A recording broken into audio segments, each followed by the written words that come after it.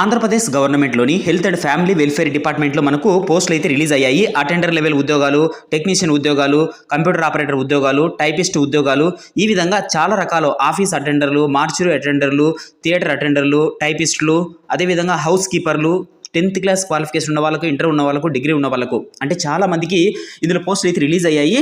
So మనం దాని గురించి సపరేట్గా ఒక వీడియో కూడా చేశాను. కమెంట్ సెక్షన్లో ఆ వీడియో ఉంటుంది, చూడండి. చూడని వాళ్ళు ఇప్పుడు ఏంటంటే ఈ వీడియోలోకి చెప్పిన పోస్టులకు మీరు ఏ విధంగా అప్లై చేసుకోవాలి, దీనికి వీళ్ళు అప్లికేషన్ అనేది ఇచ్చారు. ఆ అప్లికేషన్ ఫిలప్ చేసి మీరైతే వాళ్ళు ఇచ్చినటువంటి అడ్రస్లో సబ్మిట్ చేయాలని మనకు నోటిఫికేషన్లో ఇచ్చారు. మనకు నోటిఫికేషన్లోని క్లియర్గా ఇచ్చారు. మీరు డైరెక్ట్గానే వెళ్ళి మీరు అప్లికేషన్స్ అనేటివి వాళ్ళకైతే ఇవ్వాలి. అయితే ఈ అప్లికేషన్లు అనేటివి మీరు ఏ విధంగా ఫిలప్ చేయాలి, చాలా ఉద్యోగాలు అయితే ఇందులో రిలీజ్ చేశారు. సో క్వాలిఫికేషన్ ఉన్న వాళ్ళు ఖచ్చితంగా అప్లై చేసుకోండి. ఏపీ గవర్నమెంట్ నుంచి సొంత డిస్ట్రిక్ట్లో మనకు ఈ పోస్టులు అయితే రిలీజ్ అయ్యాయి. మినిమం అటెండర్ లెవెల్ ఉద్యోగాల దగ్గర నుంచి ప్రతి ఒక్క క్వాలిఫికేషన్, ఇంటర్, డిగ్రీ, బీటెక్ చదివిన అందరూ అప్లై చేసుకునే విధంగా, మరోవైపు మెడికల్ ఫీల్డ్లో ఉన్న వాళ్ళకు అందరికీ కూడా ఇందులో పోస్టులు ఉన్నాయి. చాలా మంచి నోటిఫికేషన్ ఇది. సో స్టార్టింగ్ 15,000 రూపాయల శాలరీ నుంచి 40,000 రూపాయల శాలరీ ఇచ్చే జాబ్స్ కూడా ఇందులో ఉన్నాయి. దీనికి ఏ విధంగా అప్లై చేసుకోవాలి, అప్లికేషన్ ఏ విధంగా ఫిలప్ చేయాలనేది ఇప్పుడు మనము క్లియర్గా చూద్దాము.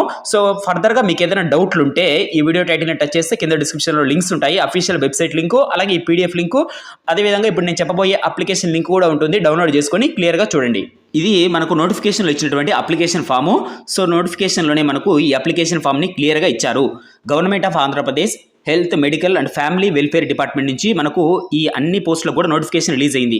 ఎవరైతే ఈ పోస్టులకు అప్లై చేసుకోవాలనుకుంటారో వాళ్ళు వచ్చేసి ఫస్ట్ నేను పీడిఎఫ్లో ఇచ్చినటువంటి అప్లికేషన్ ఫామ్ డౌన్లోడ్ చేసుకొని ఇక్కడ ఉన్నటువంటి డీటెయిల్స్ అన్నింటిని కూడా ఫిలప్ చేయాలి.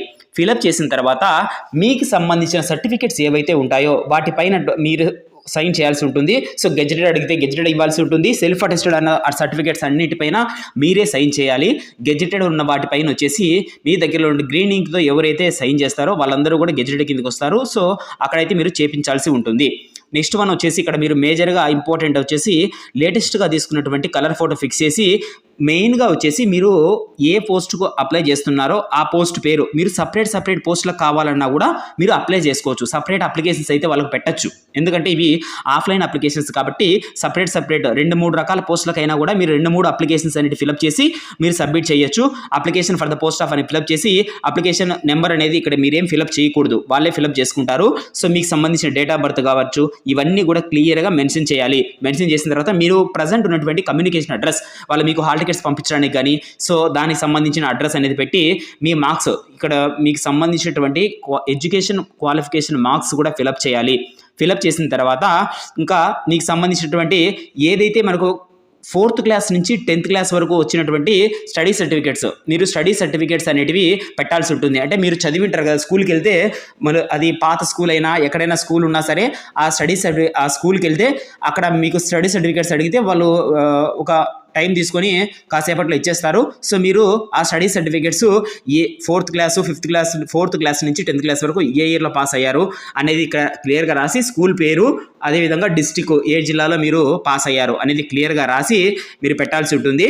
సో ఇవన్నీ రాసిన తర్వాత మీకు సంబంధించినటువంటి డీటెయిల్స్ అన్ని ఇచ్చి ఇక్కడ వాళ్ళు ఇచ్చినటువంటి అప్లికేషన్ ఫామ్లోనే రెవెన్యూ డిపార్ట్మెంట్లో ఒక సైన్ చేయించుకోమని చెప్పారు. ఇదేంటంటే మీకు సంబంధించినటువంటి రెసిడెన్సీ సర్టిఫికేట్, మీరు రెసిడెన్సీ ఏ ఊర్లో ఉన్నారనే రెసిడెన్సీ సర్టిఫికేట్ కూడా ప్రింట్ తీసుకొని ఇక్కడ ఎంఆర్ ఆఫీస్కి వెళ్తే వాళ్ళు సైన్ చేస్తారు. అంటే మీ Aadhaar card, ration card verify చేసి వాళ్ళైతే సైన్ చేస్తారు.